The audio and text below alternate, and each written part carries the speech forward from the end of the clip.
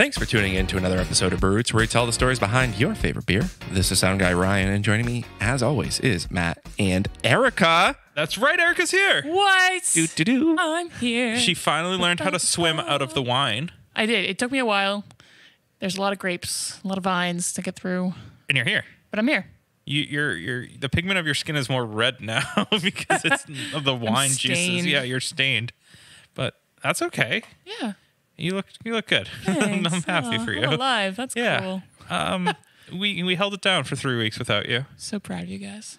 We You could. did great. Yeah, Ryan was like, he's always spot on. No, I'm not. It's interesting. We have a great episode this week. We Yeah, do. that is interesting. Yeah, First time in this state. that's Go. right. Rhode Island, yeah. Booyah. Oh, shit! I should have been like, "What is Rhode Island?" or "Who is Rhode Island?" for Jeopardy Yeah, rules. Right? Absolutely. Oh, so you don't get your points? No, you did not get lose. your We none of us got our No. points. Shit. Damn it. Well, yeah. So we're in Rhode Island, which is awesome. People can stop telling us that you need to go to Rhode Island, and yes, we are going to go to Connecticut, so we can finally say Yeah. we We've been went to all New every England. state in New England and not claim to be a New England podcast. Yes. But Woonsocket, awesome little location for a small little brewery. Yeah, no, it's just over the border too. So if you are in, southern Massachusetts, you should take a trip. It's not far. It's not far at all. And Sean over at Lops is a super nice guy, and they have a Nice. really great variety of beer. They do for like their small tap list. I think they have 8 beers on tap. They had a barley great wine. variety. Yeah, they had a barley wine. Yeah, that was awesome. I think they had like a seltzer kind of thing. They had like a rattler. They Yeah. had like a bunch of different stuff when we were down there. They had a pumpkin beer. I'm going to just throw this out there. Like, I love German-style tap rooms with the long tables, but I really have been learning to love the bar room style of a tap room, which this has. Yeah, it's nice. It's very cozy and quaint. And like, I feel like outside of COVID times, you'd go there and just be like, you just be chill. You'd like talk to everyone and you'd like just hang out. Yeah. True family operation, so you're going to learn a lot about it, and you're kind of going to fall in love with Sean like we did. Duh. But I do have to say, I've been drinking a lot of this other Rhode Island brewery. And if you follow us on Instagram, you probably know who they are. So I've been drinking a lot of the Narragansett Fest beer because it's fall season. It's officially fall now. We're in fall season. And in my opinion, best beer. Fest beer. Fest beer. Yeah. Fest beer. Best beer. Yeah. Yes. And Ryan and I, we went to Sylvaticus. We did. Yeah, we had a lot of fun. I didn't see you. That's cute. Yeah, you were there in the afternoon. Yep. And I got there in the evening. Did you get a Stein? I did. I got a Stein. I got a Stein and a shirt and 2 4-packs that no longer exist. Wow. I got a barrel-aged fest beer from last year. And Ryan, we have to crack open. I think, Erica, we should do this on an episode upcoming. We should crack open the 2019 variant that Ryan has versus the 2020 variant that I have. Yeah, that'd be fun. Yeah, Hell yeah. I'm into it. And in other news, I finally kegged the Brave Noise beer that Erica, myself, Awesome. Jenna, and my Awesome. girlfriend brewed. And it's very good. I bet. Went to Notch over the weekend and tried it out to compare their Brave Noise with mine. Theirs is better. They're brewing on a professional system. I can't say we didn't brew with a professional brewer. We did, but there's certain things you can't control. So we got good temperature, but I don't think I let it hop, like dry hop as long. So they suggest in the recipe 2 days. I did a day and a half. So it is lacking a little bit. Why of hop. didn't you follow the directions, Matt? This is what happens when you don't follow directions. I just Men are really good at not following directions. True. Right. Matt has the beer. I wasn't a part of this Yeah, process. I just didn't want it as hoppy as the other ones, which I think's okay. Beer is stylistic, right? But I made the decision. I'm sorry. But it said 2 days. Gosh. No, it's good. It's good. Got the carbonation perfectly.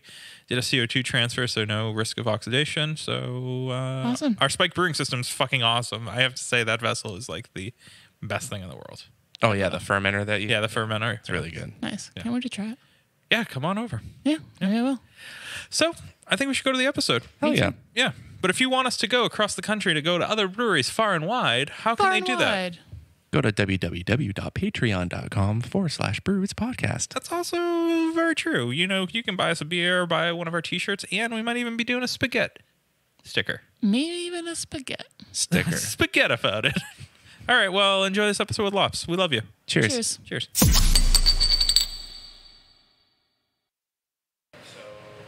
Matt. Erica. Sean. Do. What?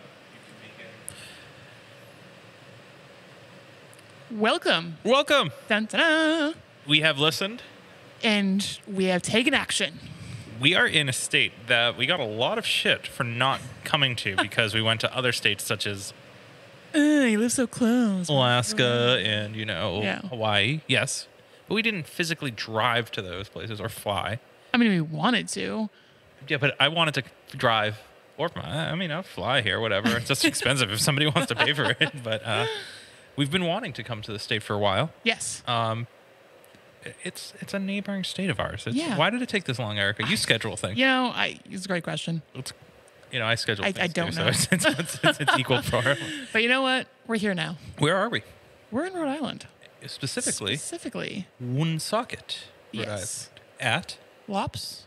Is that how you pronounce it like Lops, right? Exactly. Okay, good. Yeah, I'm like, Lops. you know what? That's how I've been saying it, but Yeah. I should double check. Just like hops. Hops, lops. Hops, Lops. I like that. Lops Brewing. Where was Sean? What's up, Sean? Things are going great. Yeah. How are you today? Awesome. We're It's good. It's We're good. it's getting to the end of summer and Got the beautiful weather out beautiful today. weather. I'm excited for fall. Best beers come out in fall, in my opinion, too. We're getting to brewery season. Yeah, it's the best. Exactly. So Sean, sorry. Yeah. No, go ahead. Yeah, so Sean, we start all of our podcasts by asking our guests their first memory of beer and the role at the brewery. Sure. So my name's Sean Lopolito. I'm the owner. and Lops, that's where it comes from, I bet. The owner and head brewer at Lops. Lops was a placeholder till we thought of a better name. Yeah. Never came up with one. we ran out of time. Yeah. And so Lops is my 16-year-old son's nickname, and so that Oh, that's cool. Nice. kind of stuck, and it is what it is. Cool. Love it. That's, I guess, me. I'm sorry, what was the other First memory of beer. First memory of beer, yes. Maybe I've had too many. Yeah. Oh, no. First memory was really at my aunt's house in Cambridge. So I grew up in Burlington, Mass. Most of my family was from Cambridge, and they drank the 7-ounce Lowenbrow ponies. I don't know if you Yeah. are old enough to remember Not those. sure I quite remember Not them, old enough, but I know people have talked about them. My dad being one of them. So yeah. Yes. And so I equated that with what beer was, and I got to high school and college and realized that nobody else except for Gore Street in Cambridge ever drank 7-ounce ponies. Yeah. So that was my first introduction to beer, and then in college it was a lot of Natty Light, a lot of Coors Extra Dirt, a lot of standard college beers, and kind of my introduction to the craft scene was through Pete's Wicked Ale, Sam, Harpoon.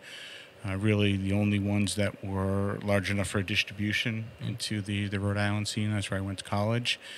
And then from there, really kind of converted over from a natty Bud Light drinker into really pretty much craft beer only in the late 90s and then into the 2000s. What was the first kind of craft beer that kind of opened your eyes? Other than like pizza. Blew your mind. Yeah. That blew your mind. That blew my mind. Oh, great question. Probably the original Dogfish Head. Really? When they started coming out Yeah. with Still a good one, too. 60, 90, 120. Yeah. I didn't realize that you can make hops stand out that way because almost all the craft beers in the area were more pale ale or lager centric. So getting that first IPA and have it being Dogfish where the hops were so prominent was really eye-opening. Yeah. You mentioned college. I'm guessing you didn't go to college for brewing or anything like that. What was the original plan, and how did you deviate from it? So I went to Providence College, graduated there in the 90s, got my MBA from Providence, did a little over 20 years in finance. Sounds like a prison sentence. I did like a little 20 years. Yeah. Yeah. Yeah, it kind of was. So I did a Hard time. a little over 20 years in various finance roles on the insurance side. Segued over to starting my own management consulting firm, which I did for about 7 years, and then decided that I didn't want to do that anymore. Yeah. Didn't want to do consulting, didn't want to do finance, didn't want to do any of it. Wow. And I had homebrewed for about 10 years. Yeah. And, tried to match up what I thought I could do from a skill set standpoint and where I could actually make a living, and settled on opening a brewery. It was a little eye-opening for my wife to hear that. Yeah, I bet. She's been incredibly supportive. Good for her. She's a saint. Homebrewing, obviously you're probably starting on a 5-barrel, a plastic bucket, brewing a barrel kind of system. 5 gallons. Yeah, 5 gallons. Thank you. So close. Thank you, Erica. Yes. When did it become less of a hobby and more of like a passion? Pretty soon after I started. It's one of the things probably similar to those who golf, where you start out with the basics and very soon after you need all the gadgets. Right. You don't necessarily know how to use them, But you need them. but you need them. Yeah. And that was a consistent theme in terms of started with the brew in a box, segued over to the all grain, and then really went from 5 gallons up to at the end doing 30-gallon batches. Nice. Cool. Did you how were you able to like solicit feedback? Ryan, Eric, and myself are homebrewers. Everyone tells us our beer's the best, so we're gonna go into business. But I mean, honestly, like that's a joke. No, but it's terrible really homebrew. tough Yeah, to but like, how get do you get honest good feedback? Yeah. So, number one, my wife's really honest. So I got a lot of feedback from her. All of it was constructive. A lot of it I didn't want to hear, but that was a big part of it. And then good. just, handing out beers to friends or at family gatherings and just getting their reaction. And then what I would do, certainly towards the last couple of years, was get a commercial version of what I was trying to brew and just taste test. Yeah. To see, all right, here's what I'm looking to do. Here's the hops that I used, where possible to find the same style that was using the same hops, and to see, how close were they? Yeah. Yeah, it's a good way to go about that. Kind of see who stand out. Yeah. Back up. How many of the brews that you were brewing, the home brews, are Lops Brewing beers today? 0. Oh, Really? wow. Really? Yeah. Nice. Is there a reason for that, or just like you're on a bigger system now and you're like, yeah, I can't scale them up, or you don't want to scale them up? So what generally happened with the home brewing, at least from my standpoint, was you gravitated to what turned out better in a home brewing environment. And so that was usually porters, stouts. Had some trouble with the IPAs, just with the equipment and the dry hopping and the limitations, and the oxidation involved, like all of that. So with the better equipment, with the better, procedures, it was time to start over. So all of the the recipes that I had done, I scrapped and started from scratch. Yeah. What was day one lineup for you for beers? So the day one lineup was a Villanovan coffee porter, Mountie Red Ale, Newport New England IPA, Block Island, which was a kind of like a session hybrid IPA, and what was number 5? Great question. We'll come to it. That's Yeah. fine. Think about No that big one. deal. No big deal. When did you open, by the way? July of 2019. So we just had Okay, our so- second year anniversary. A couple of years. Nice. Well, congrats on still being here. Oh, thank you. Yeah, you've survived the worst that could ever happen, right? It'd be embarrassing if I failed now. Right. Yeah. So, definitely. Some of those are those still some of the flagships that you have in rotation? Yeah, so all of them are still in rotation. The Villanovan Coffee Porter and the Newport New England IPA are on probably 6 months out of the year. Wow. Yeah. So the first year, we had beers that were on all the time. Starting with the pandemic and the need to, really bring people in to do takeout business, Right. really started to rotate and to bring out new beers every time. And now it's kind of a mix of old standards and new beers. Yeah.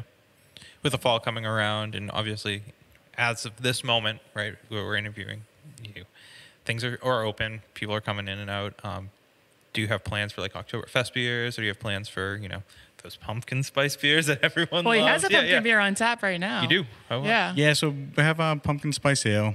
That is, there's our third August into September. It's generally the best-selling beer. Really? People love Everyone pumpkin loves spice, a good pumpkin beer. Yeah. especially with the sugar rim. Yeah, Ryan loves them, right? And each year it comes out a week earlier. Yeah, I know. exactly. It's funny. I saw that. I've noticed. Not to throw it out to like Harpoon, but I saw their Shipyard Pumpkinhead like seltzer in June. Or Yeah, July. that came out like a month ago, right? Like, are you kidding me? This is crazy. Every year it's going to be, pretty soon it'll just be like, oh, it's out in It'll be a November. year-round thing. Yep. So we have pumpkin spice ale on tap. We'll have our Oktoberfest, which we call Loptoberfest. Oh, that's cool. Will come out September 12th, and then through September and October we have a cranberry ale that we brew in conjunction with a local hop farm. Oh, cool. We'll have Friar Bach, which is a Munich Dunkel. And then we'll bring back the espresso peanut butter porter. Nice. So where do you get some of these inspirations for some of these beers? Is it customer driven, or is it something like you're driving home from work and you're like, man, espresso peanut butter would be dope. Like, I want that, Like, I think some of it is customer driven. Customers are not shy about, We want this. it really, that's exactly how it goes. what's the weirdest one you've gotten? The weirdest one I've gotten. A lot of sour variations. Yeah. Okay, yeah. Very probably. popular right now. Yeah. Some with flavors that I'd never heard of. Oh, yeah. So I'm saying, oh, yeah, absolutely. I'll look into that. And I'm Googling on the side, like, I What haven't heard of that ingredient. Yeah. That doesn't exist. Yeah, right. Make it with Buzz Lightyear. What was that? Yeah. But back to like inspiration. Yeah, where do you get it from? I think it's, taste testing in the industry. Yeah.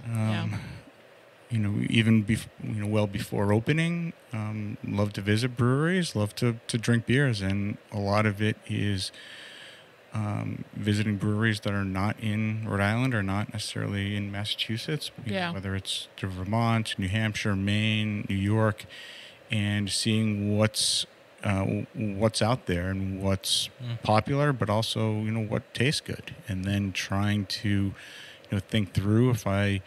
Up in New Hampshire at Schilling, which is one of the best. Yeah, a leader in the lager business. And each time that I go up there and I try certain things, I think through, is this something that I can brew? Is this something that I can sell 800 beers of? Yeah, which becomes a big consideration, and making sure that I can sell them through in a reasonable time frame to keep them fresh, and then just sit down and start drawing out the recipe.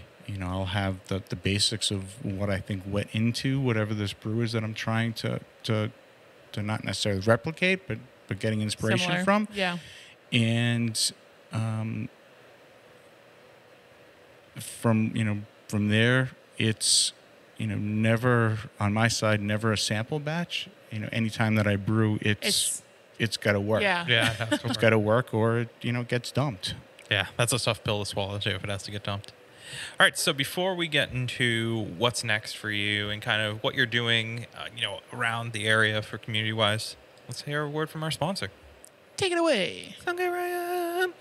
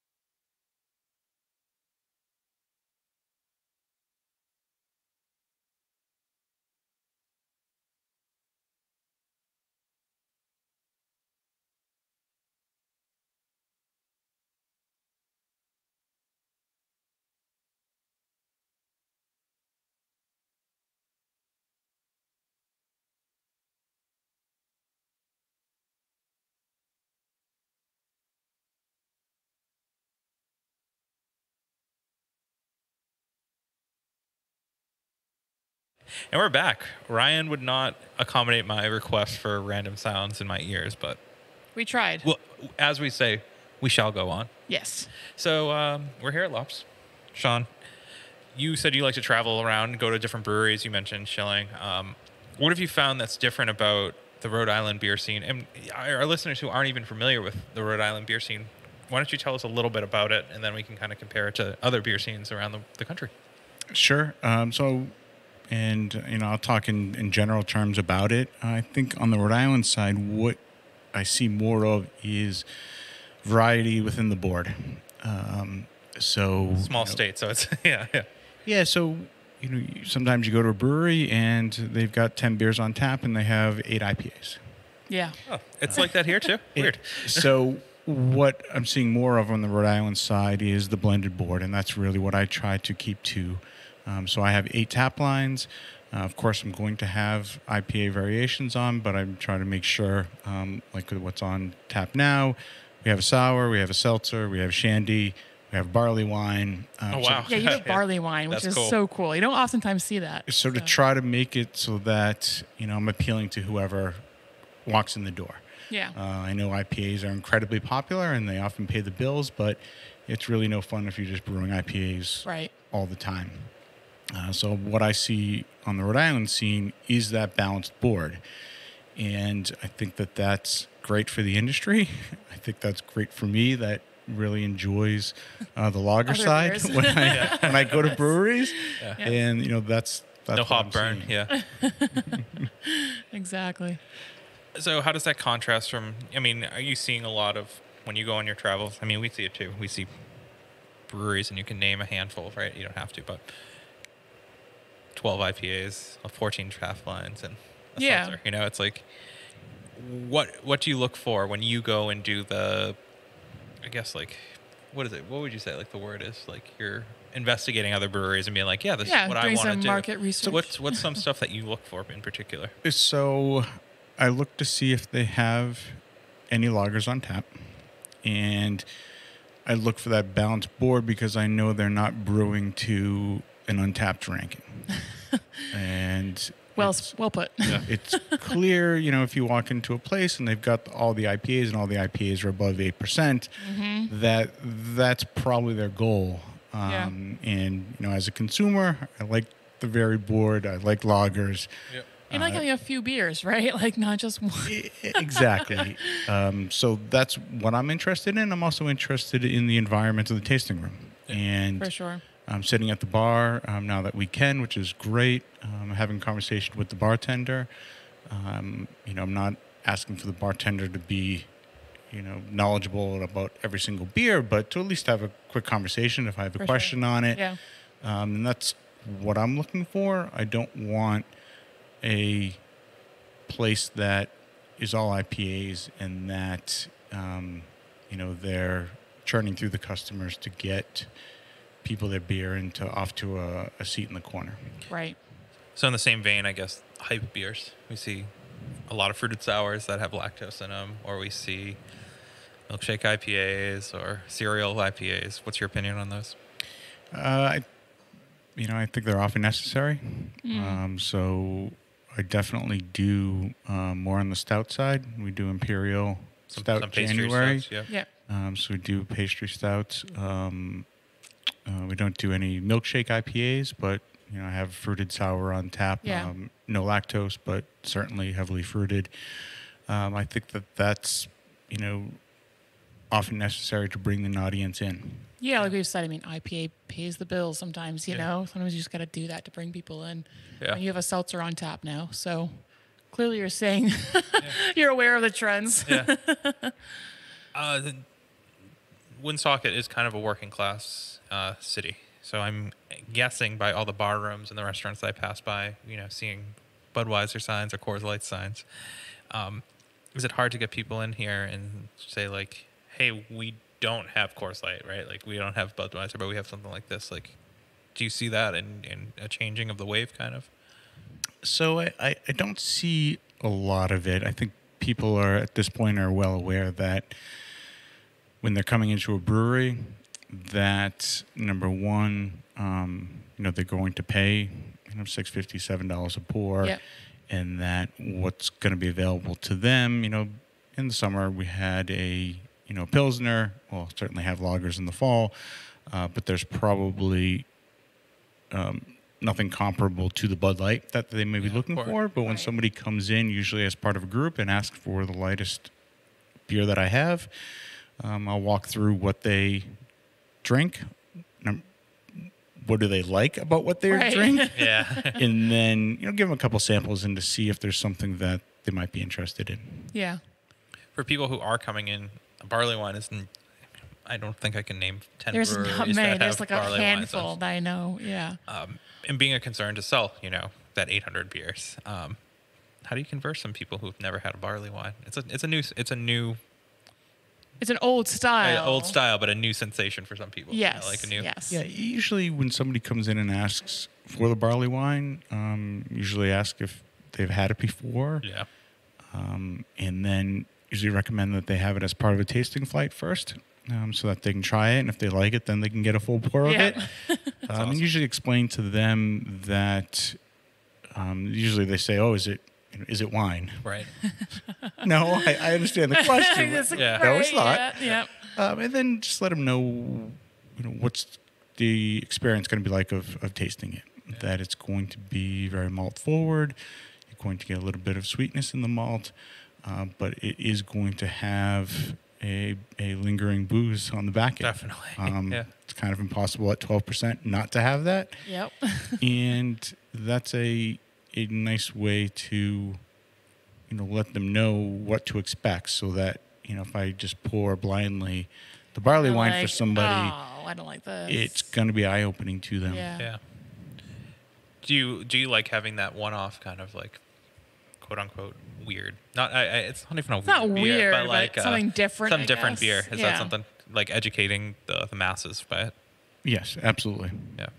What else have you brewed that's in the same vein, like a grisette or Let's see. So the shandy was certainly new from this area standpoint. Nobody else was really putting that out. That sounds crazy. That worked well. Yeah, I would think Love a good shandy, especially during this time of the year. That worked well this summer, and to be honest, also a good old-fashioned brown ale. Yeah, love a brown. Yeah, me too. And that goes back to breweries that are consistently only doing a few styles. Yeah. I want to make sure that when people come in, if they come back, that there's different items on the board for them. That gets people back into the brewery. It gets them trying different styles, and it gets feedback from me from that audience on whether something is hitting. Definitely. Quick example of that: we did a straight brown ale the first year. Didn't sell well. Just didn't do well in general. We did a maple brown ale this year. Did wonderfully. Yeah.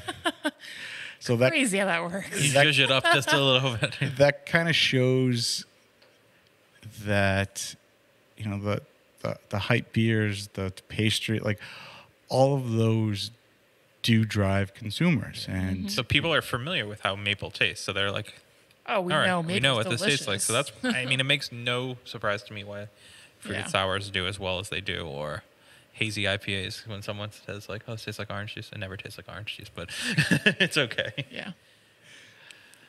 Yeah. So what's next for you? I mean, what are your plans? Any plans for expansion or distribution?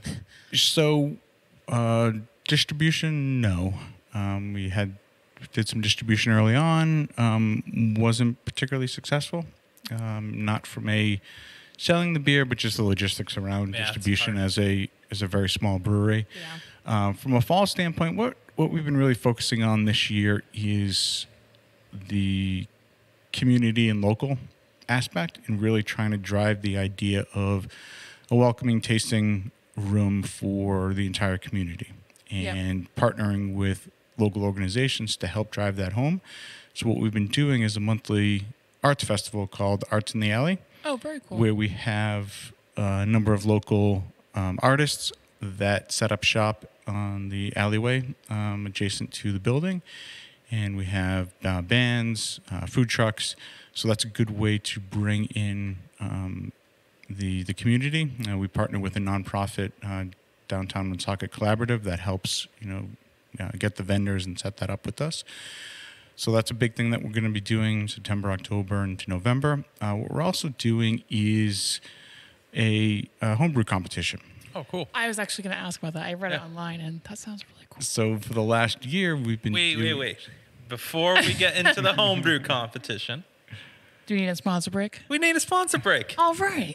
Let's keep people waiting. Exactly. Sound guy Ryan, cue up the sponsor machine sound.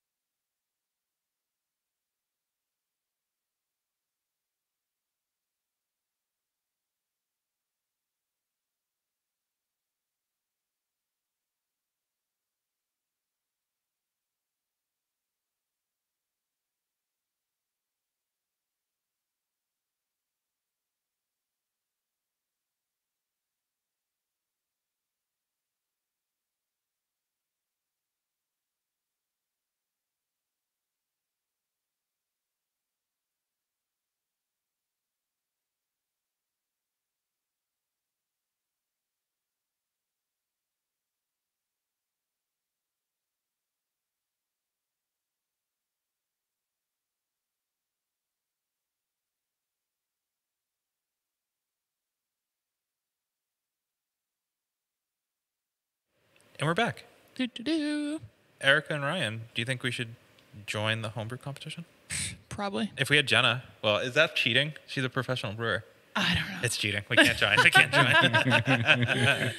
But that's really cool. So you're hosting a competition here, or tell us about that. Yeah, so we've been running a homebrew club at Lops Brewing for the last year. We meet once a month. Very cool. We have a group of 12 to 15 nice. homebrewers that come, sample beers, we talk about recipes.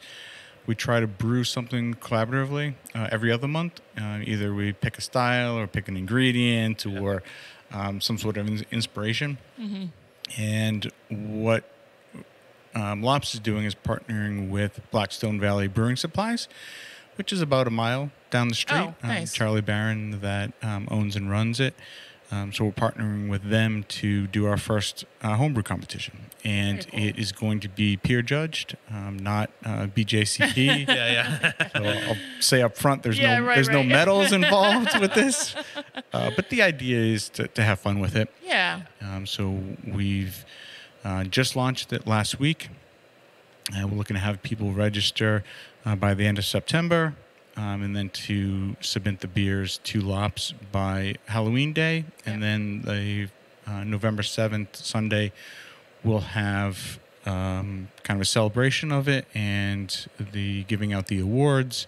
Mm-hmm. So we're looking to get hopefully around 50 submissions or a week in, and we have 10. So we're doing good so far. Yeah. Maybe we should do it.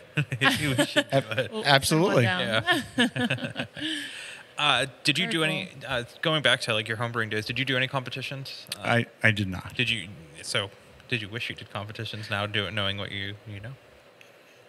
Yes. Yeah. Yes, I think that would have been good from a context and to meet other homebrewers, and would have forced me to do other styles. Yeah. I think it's it's a good experience for homebrewers, and what we're trying to do with it not being BJCP is not put so much pressure around it, and then also for us to make it a little more manageable. Yeah. Absolutely. So definitely. I think if it's affiliated with that, the number of submissions that we'd get probably would be overwhelming for what we're trying to do for the first year. It might be, yes.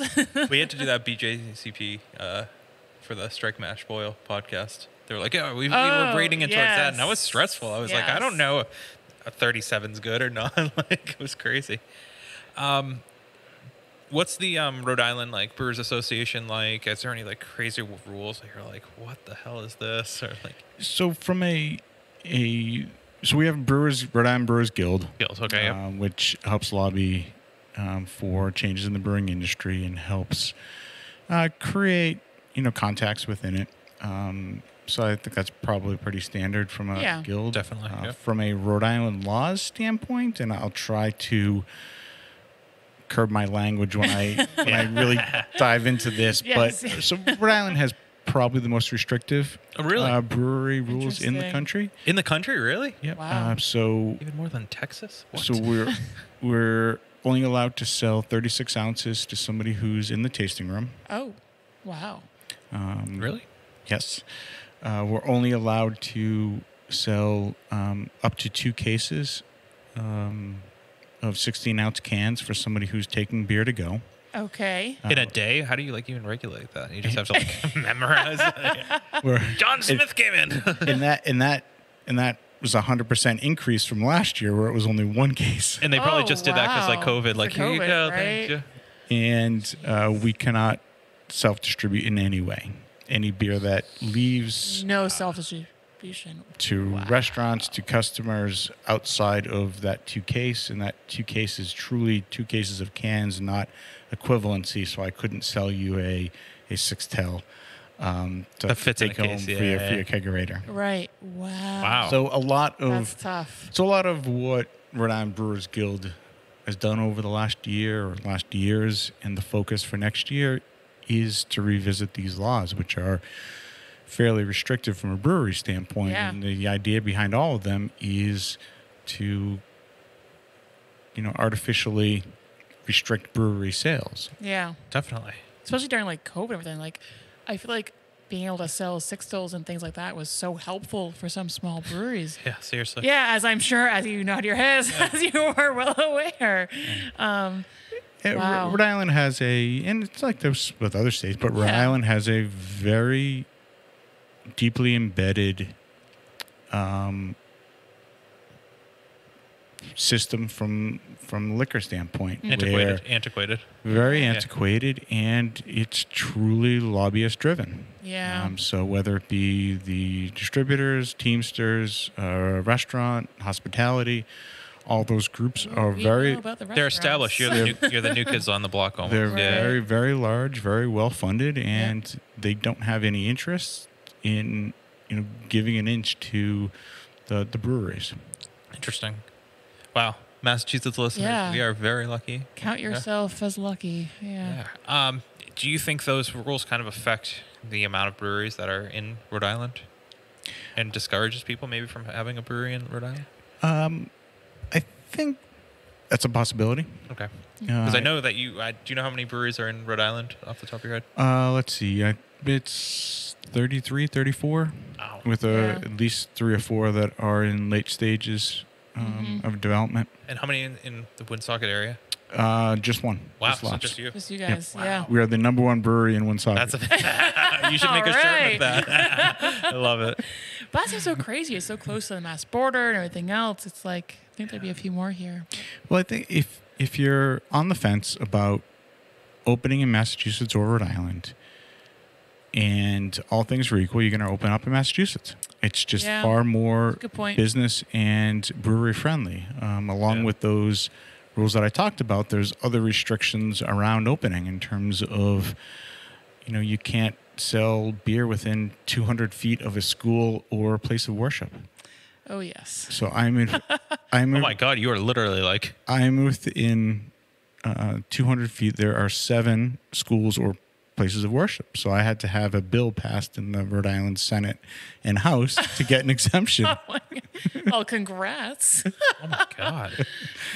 It's just so funny because, we want to promote, local business, right? Right. Or we do promote local business, but I think everyone has this idea. It's like, we want to support local. It's just, a lot of the things get held up with antiquated rules and local politics. It's so tough. It's so crazy.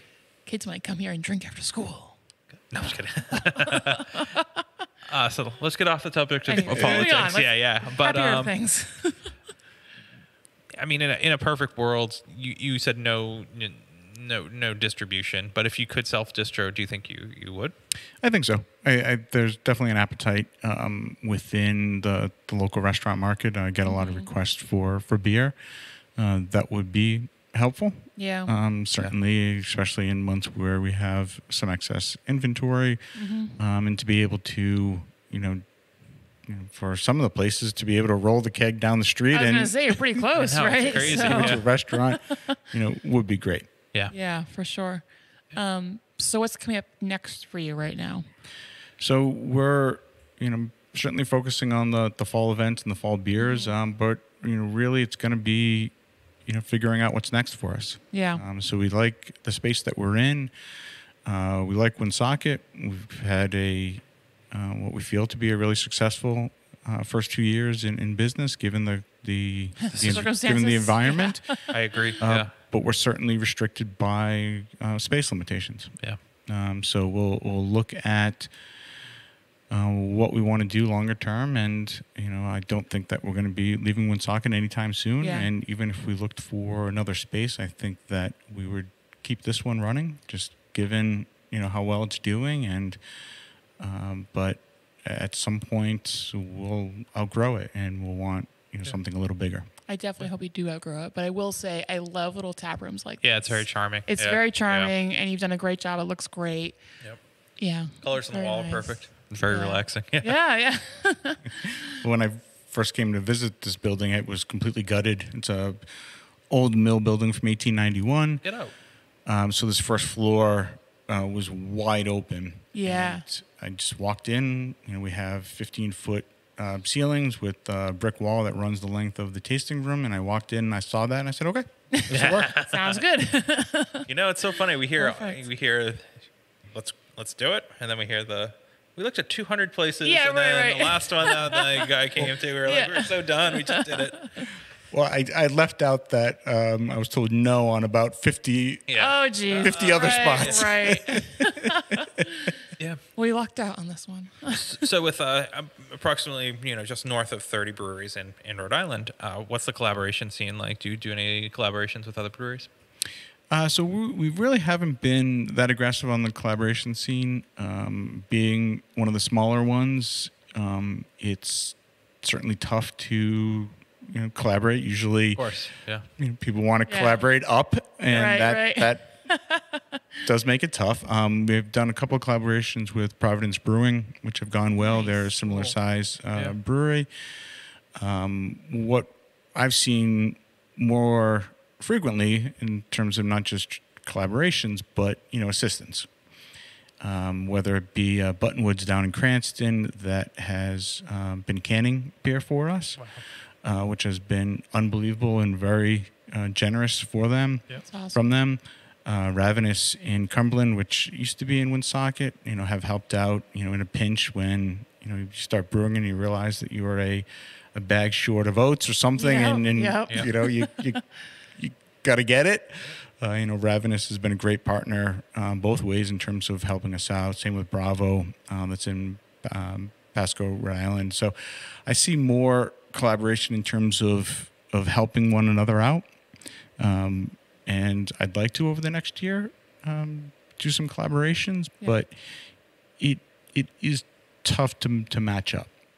You want to make sure that you're not just reaching out to somebody because you're going to get the more favorable press out of it. You want to make sure that the beers that you've had from the place that you want to collaborate with kind of fit into what your style that you're trying to get at. So it is difficult. You see a lot of collaborations in the industry, and from my standpoint, like, how would those two breweries have ever gotten together? Right.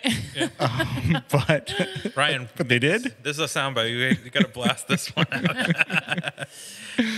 out. So we want to collaborate. We will. So we will over the next year. It's just making sure that the brewery that we're going to collaborate with is comfortable with what we're doing and what we're bringing, as opposed to us just showing up and there's a recipe that's already made and we're just putting Your our name's Yeah, on there yeah. and that's it. Hey, we're here, yeah. For sure.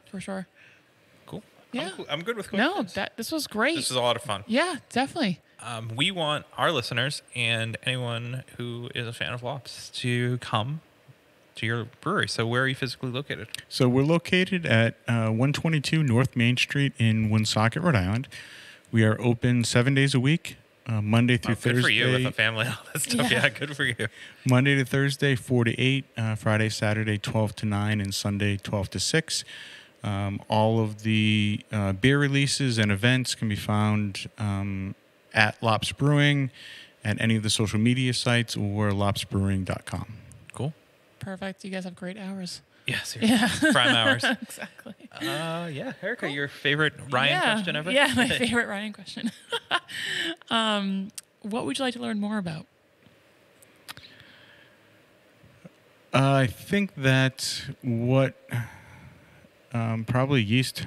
Yeah. That's a big mystery. Yep. I think that, and it's with a lot of ingredients, you fall into the habit of using what's worked. Mm-hmm. Yeah. And using combinations. We'll take the hops, for example, using hop combinations that work. Yeah. And it's tough to try out something new, just going back to where it's got to work and I got to sell 800 of them. Definitely. So, and on the yeast side, there's incredible strands of yeast out there. There's tons of them out there. And it's just, you could spend a lifetime studying and probably not scratch the surface. Putting aside the time to research, to reach out to the companies who are more than happy to walk through what you're trying to do. Yeah. What's the beer style? What's the flavor profile? What do you want it to do? How many iterations do you want to get out of the yeast? And all of those things. So that's kind of the first, the number one thing that over the next year, what I want to make sure that I'm doing is the due diligence to make sure that each of the beers is paired up with the correct and the best yeast. That's cool. Yeah. I think that'll be helpful. I definitely think so. Yeah. So, Sean, thank you for doing this today. Oh, thank you. This was a lot of fun. Yeah, we appreciate it. And we wish you all the success, seriously. And I'm excited to come down again and bring some friends and enjoy the day, see some live music. Awesome. It'd be great to have you. Yeah. Sounds good. Well, cheers. Cheers.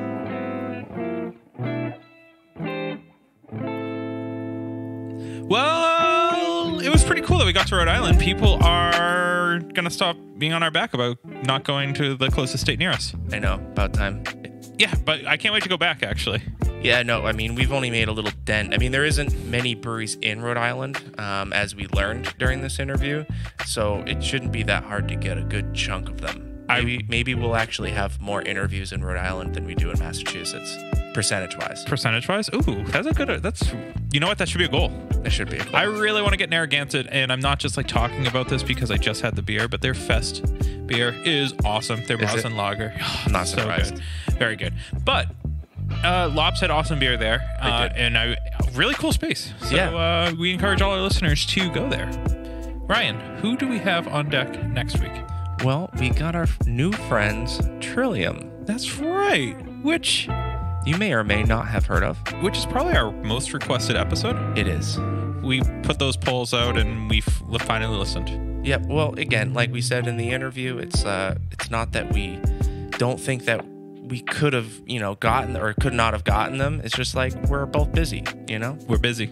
So, but our paths finally aligned and we're able to sit down and had a good old time. It's an awesome interview. So you are going to have to wait a whole week. Oh, no. I know. I don't. Until then, cheers.